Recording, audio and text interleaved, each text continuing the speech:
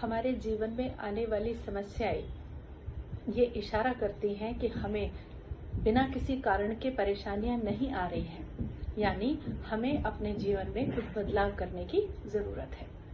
आखिर चल क्या रहा है? जो हमारी पीडियाट्रिक जनरेशन है वो इनक्यूबेटर्स पर, इनहेलर्स पर, एंटी एस्थमेटिक दवाइयों पर, पॉल्यूशन की वजह से, सांस से रिलेटेड जो प्रॉब्लम है उसकी वजह से, माल न्यूट्रिशन से और ओबेसिटी से ग्रसित है। जो हमारे टीन्स है यानी जो हमारी टीनेज जनरेशन है वो ओरल कॉन्ट्रासेप्टिव पिल्स पर है। पीसीओडी और पीसीओएस की वजह से पीरियड्स नहीं आते हैं, पीरियड्स इरेगुलर हैं, कई कई महीने पीरियड्स नहीं आते हैं, दवाई नहीं खाएंगे तो उनको पीरियड्स ही नहीं आएंगे। 35 से 40 इयर्स की एज के जो लोग हैं उनको स्ट्रेस इतना है, वर्किंग जो आवर्स हैं वो इतने गड़बड़ा रहे हैं, ना खाने का टाइम है ना सोने का टाइम है। 35 साल की उम्र में बीपी हो रहे हैं, हाइपरटेंशन की मेडिसिन चलनी शुरू हो गई हैं, जिनसे उनको फर्टिलिटी से रिलेटेड जो प्रॉब्लम्स है वो होनी शुरू हो जाती हैं।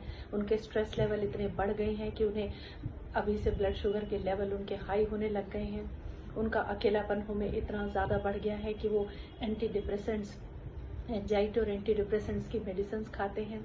जवान बच्चों से पूछिए आप कितने बजे सोते हैं, कोई बताते हैं हम 2 बजे सोते हैं, कोई बताते हैं हम 5 बजे सोते हैं। सुबह 5 बजे सोते हैं, दोपहर को 12 बजे 1 बजे उठते हैं, उसके बाद फिर उनका दिन का रूटीन शुरू होता है। खुद तो जॉब्स की मजबूरी, क्योंकि लेट नाइट जो जॉब्स चलती हैं, रात भर जॉब करते हैं, दिन भर सोते हैं।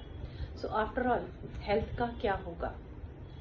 इतना वेट बच्चों का बढ़ा रहता है कि मतलब 100 किलो, 110 किलो, 150 किलो और 170 किलो तक के ओबीज पेशेंट्स हम अपने क्लिनिक में देखते हैं।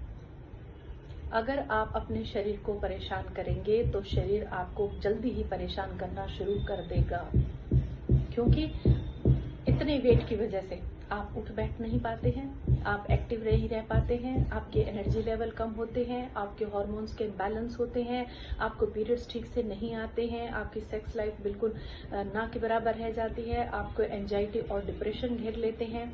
मतलब इतना बैठे बैठे इतने बैकएक हो जाते हैं, किसी चीज का मन नहीं है, किसी चीज में मन नहीं है।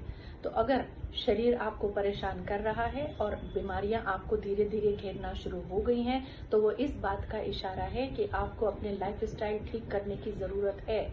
आपको अपने लाइफ में कुछ रूटीन में कुछ बदलाव लाने की जरूरत है।